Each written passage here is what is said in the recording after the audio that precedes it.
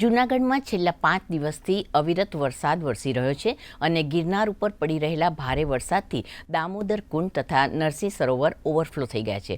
જૂનાગઢ તંત્ર દ્વારા પણ લોકોને સાવચેત રહેવાની સૂચના આપવામાં આવી છે।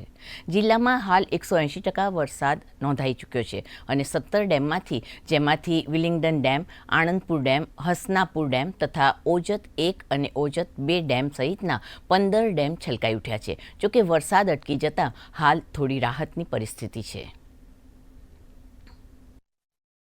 જૂનાગઢ ગિરનાર રોગો એટલે એને હિસાબે વરસાદ તો અહીંયા ઝાડવાના હિસાબે વરસાદ ખૂબ વરસે છે ને બહુ વરસાદનું પ્રમાણ વનના વર્ષમાં સારું રૂપું આયા જૂનાગઢની અંદર ને આ જૂનાગઢમાં કાયમ દરરોજ વરસાદ હમણાં દરરોજ હોય છે પણ એ વિદાય લે પણ હજી એક પીરિયડ વરસાદનો આવશે તે પછી વિદાય લે।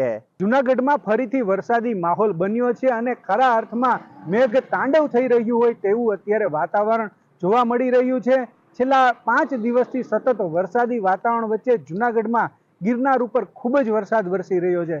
સાથે સાથે જૂનાગઢ શહેર અને જૂનાગઢ જિલ્લાની અંદર પણ એટલો જ વરસાદ જોવા મળ્યો છે। કહેવાય છે કે હાથીઓ એવું નક્ષત્ર છે કે જેમની અંદર ગાજવીજ અને કડાકા ભડાકા સાથે સુપડા ધારે વરસાદ વરસતો હોય છે। આવો જ માહોલ અત્યારે હાલ જૂનાગઢમાં સર્જાયો છે। જેમને હિસાબે જૂનાગઢમાં દામોદર કુંડની વાત કરીએ, કાડવાની વાત કરીએ કે નરસિંહ મહેતા સરોવરની કે તળાવની વાત કરીએ ત્યારે બધા જ સરોવર અને તળાવો છલકાઈ ચૂક્યા છે અને શહેરના નીચાણવાળા વિસ્તારોની અંદર પાણી પર ભરાવાની સમસ્યા સર્જાઈ છે।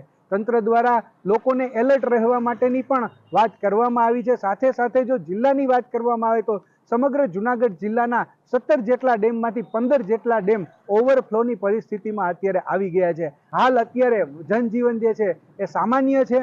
વરસાદ વરસ્યો ત્યારની પરિસ્થિતિ ખૂબ જ વિકરાળ હતી। જો વધુ વરસાદ આવતો હોય અને સતત ચાલુ રહેતો હોય તો જૂનાગઢ માટે સમસ્યા સર્જાત, પણ હાલ પરિસ્થિતિ કંટ્રોલમાં છે અને તંત્રએ પણ નિરાંતનો શ્વાસ લીધો છે। કલ્પેશ પંડ્યા, દૂરદર્શન સમાચાર, જૂનાગઢ।